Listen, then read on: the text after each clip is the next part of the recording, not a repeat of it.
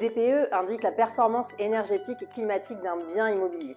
Selon la consommation d'énergie du bien et son taux d'émission de gaz à effet de serre, le diagnostic attribue au bien une classe énergétique qui est comprise entre A pour les logements de faible consommation et G pour les logements les plus énergivores. Le DPE s'inscrit dans le cadre d'une politique énergétique qui est définie au niveau européen afin de réduire la consommation d'énergie des bâtiments et de limiter les émissions de gaz à effet de serre. Il faut savoir que le DPE permet notamment d'identifier les passoires énergétiques, plus communément appelés les passoires thermiques, à savoir les logements classés F et G, qui correspondent aux logements les plus énergivores. Il permet également de renseigner l'acquéreur ou le locataire sur la valeur verte d'un bien, mais il a également pour objectif d'inciter les propriétaires bailleurs à effectuer des travaux de rénovation énergétique en cas de logement trop énergivore.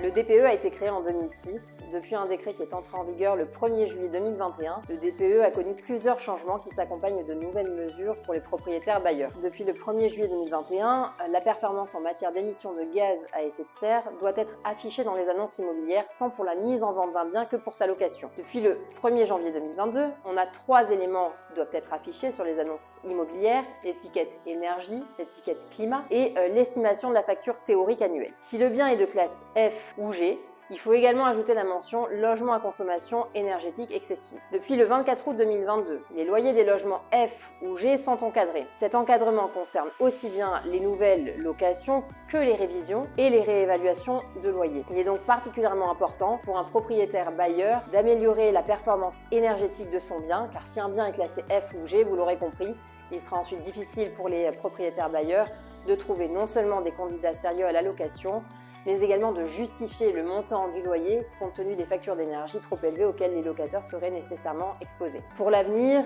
l'État a mis en place un calendrier tendant à interdire progressivement la mise en location de bâtiments et logements trop énergivores. Cela va commencer dès le 1er janvier 2023 où le logement devra avoir une consommation d'énergie inférieure à 450 kWh d'énergie finale par mètre carré de surface habitable et par an. En janvier 2025, ce sont les logements classés G qui ne seront plus considérés comme décents et qui ne pourront donc plus être mis à la location. En 2028, ce sont les logements F qui seront concernés par cette interdiction. Enfin, à partir de 2034, ce sera au tour des logements classés E qui seront interdits à la location. Alors, il faut savoir que seul un diagnostiqueur professionnel certifié peut établir le DPE de votre bien. Et cela est d'autant plus important que depuis le 1er juillet 2021, le DPE est pleinement opposable, ce qui signifie qu'il possède la même portée juridique que les autres diagnostics immobiliers. Ce n'est donc plus un document purement informatif. La durée de validité d'un DPE est de 10 ans, sauf exception, et doit être établie après réalisation de travaux de rénovation énergétique ou lors d'une nouvelle mise en location. Depuis 2006, comme vous le savez, les propriétaires bailleurs ont l'obligation de fournir aux futurs locataires ce diagnostic, qu'il s'agisse d'un logement meublé ou vide, ou d'une location saisonnière si l'occupation est supérieure à 4 mois par an.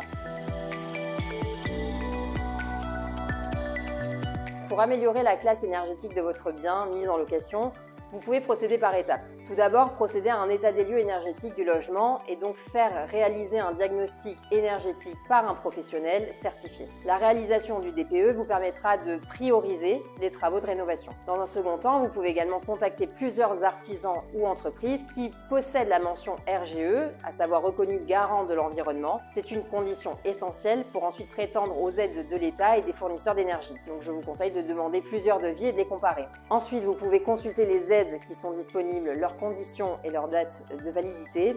Et enfin, il conviendra de programmer vos travaux selon leurs priorités.